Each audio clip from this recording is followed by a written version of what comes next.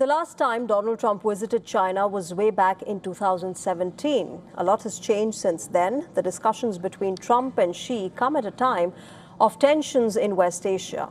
Both leaders have hailed their latest bilateral talks and said that the superpowers can grow together.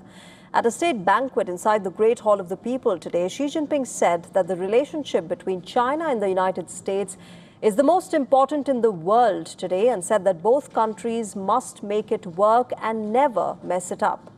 Xi Jinping also said that China's rejuvenation and Trump's Make America Great Again vision could go hand in hand.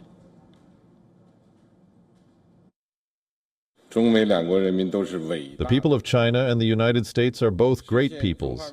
Achieving the great rejuvenation of the Chinese nation and making America great again can absolutely go hand in hand, help each other succeed, and advance the well-being of the whole world. President Donald Trump, meanwhile, struck a notably warm tone on the ties with China, calling the U.S.-China relationship as one of the most consequential in world history.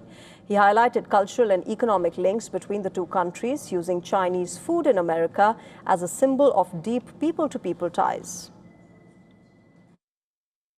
As allies in World War II, President Franklin Roosevelt's mentions of the brave people of China, that's what they were, drew loud cheers in his speeches in the United States, and everybody loved what he had to say, just as many Chinese now love basketball and blue jeans. Chinese restaurants in America today outnumber the 5 largest fast food chains in the United States, all combined. That's a pretty big statement.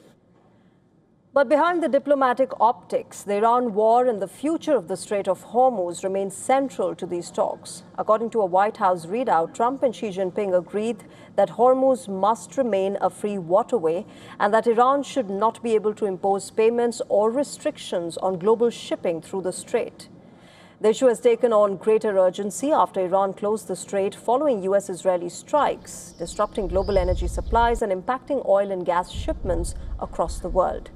Donald Trump has been pursuing to ensure that the Strait of Hormuz remains open for international shipping, while simultaneously maintaining a strict American naval blockade, specifically against Iranian vessels. Hormuz currently reels between Iran's control and the American blockade. Taking to X, the White House posted a picture from the meeting between the two countries. In that post, the White House claims that China has strongly opposed the militarization in the Hormuz Strait and agrees with the U.S. that both Iran cannot possess nuclear weapon. In fact, there was no statement from Chinese side that mentions the issue of tolling at Hormuz. The visit also comes amid differences within the Trump administration over how China should respond to the crisis. Before the two leaders sat down to toast the relations between Beijing and Washington, Marco Rubio, the U.S. Secretary of State, called on Beijing to take a more active role in stabilizing the region and helping restore normal shipping through the Strait of Hormuz. He also urged Beijing to assert diplomatic pressure on Iran at the United Nations. President Trump raised the issue of Iran with China. He did, and it was important because the Chinese side said they are not in favor of militarizing the Straits of Hormuz, and they're not in favor of a tolling system. And that's our position. We will never support an Iranian tolling system in the Straits of Hormuz, nor do we think they have a right to put mines in international waters. And so it's good that we have alliance, or at least agreement on that point. I think the fundamental question is, what are we going to do about it? Taiwan also emerged as a key issue during this visit. While Donald Trump did not publicly comment on Taiwan, China's official readout said that Xi Jinping warned that the issue could push U.S.-China relations down a dangerous path and even lead to conflict. Remember, Xi Jinping had called the Taiwan issue as the most important in the China-America ties and urged the American side to exercise extra caution in handling the Taiwan question. The Chinese president also warned that the conflict between China and U.S. could break out if this issue is mishandled. Donald Trump, meanwhile, invited Xi Jinping to visit the White House in September this year. However, it's not clear yet whether the Chinese president has accepted the invitation. Cheers.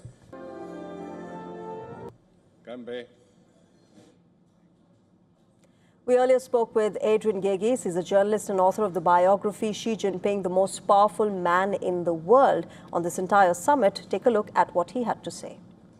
The big takeaway really was the flattering.